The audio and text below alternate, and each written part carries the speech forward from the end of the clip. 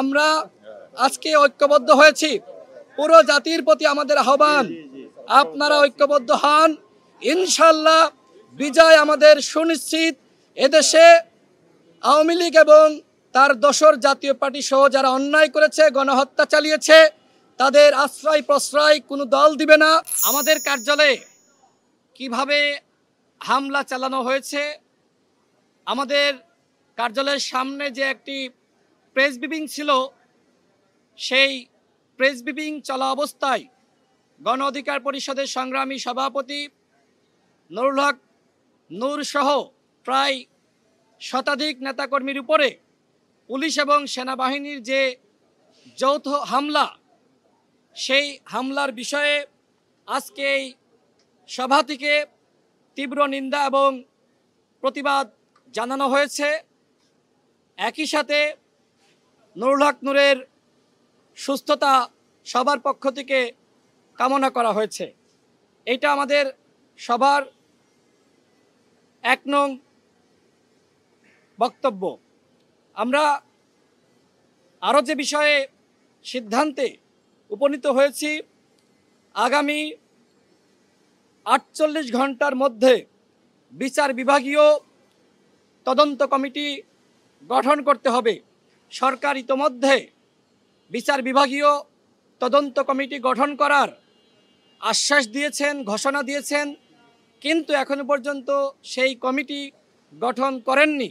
যে কারণে আজকের এই সভা থেকে সিদ্ধান্ত হয়েছে আগামী ৪৮ ঘন্টার মধ্যে বিচার বিভাগীয় তদন্ত কমিটি গঠন করতে হবে এবং যারা নুরুল হক নূর সহ গণ অধিকার পরিষদের নেতাকর্মীদের রক্তাক্ত করেছে, সেই সকল দোষীদের অবশ্যই গ্রেপ্তার করতে হবে। আমরা ৩ নম্বরে যে সিদ্ধান্তে উপনীত হয়েছি, আমাদের যে সকল ফ্যাসিবাদ বিরোধী শক্তি একসাথে লড়াই সংগ্রামের মাধ্যমে আওয়ামী লীগের পতন নিশ্চিত করেছি, এই ফ্যাসিবাদ বিরোধী শক্তির মধ্যে একতার প্রয়োজন। এই সবাই যে বক্তব্য রেখেছেন সেটি হলো যে আমরা মোটামুটি বুঝতে পেরেছি আমাদের মধ্যে যে বিভাজন এবং আমরা একে অপরকে ঘায়েল করার জন্য যে ধরনের প্রতিযোগিতায় লিপ্ত হয়েছিলাম, আমাদের এই বিভাজনের সুযোগেই মূলত নুরুল হক নূরের উপর হামলা করা হয়েছে। এইটা ছিল একটি বলা যায় যে ফার্স্ট কেস হিসেবে যে দেখা যাক কি হয়। সেক্ষেত্রে পুনরায় ফ্যাসিবাদ বিরোধী শক্তির মধ্যে একতা তৈরি করা, সেই বিষয়ে আমরা সবাই একমত পোষণ করেছি। ৪ নম্বরে আমরা যে বিষয়ে সিদ্ধান্তে উপনীত হয়েছি, আওয়ামী লীগ এবং তার দোসর জাতীয় পার্টি সহ ১৪ দল তাদের বিচারের ব্যাপারে এই সবাই একমত পোষণ করেছে।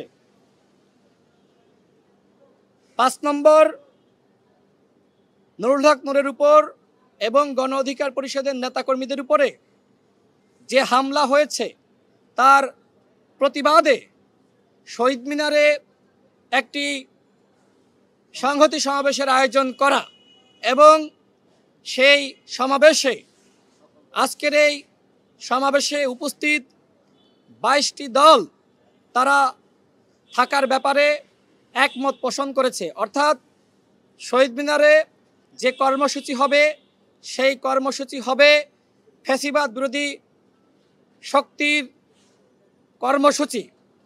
আপনাদের সামনে আমি এই 5টি বিষয় তুলে ধরলাম। এই 5টি বিষয়ে আমরা সবাই একমত পোষণ করেছি। আমি আবারও এই ফ্যাসিবাদ বিরোধী শক্তিকে ধন্যবাদ জানাই যে আজকে আমাদের ভিতরে উপলব্ধিবোধের জায়গাটা তৈরি হয়েছে যে আমাদের একতা দরকার, একতার বিকল্প কিছু নাই এবং আমরা ইনশাল্লাহ ঐক্যবদ্ধভাবে যেভাবে আওয়ামী লীগের পতন ঘটিয়েছি ঠিক আমরা যদি ঐক্যবদ্ধ থাকি তাহলে নতুন বাংলাদেশ গঠনের পিছনে আর কোনো বাধা থাকবে না ইনশাআল্লাহ। আপনাদের জি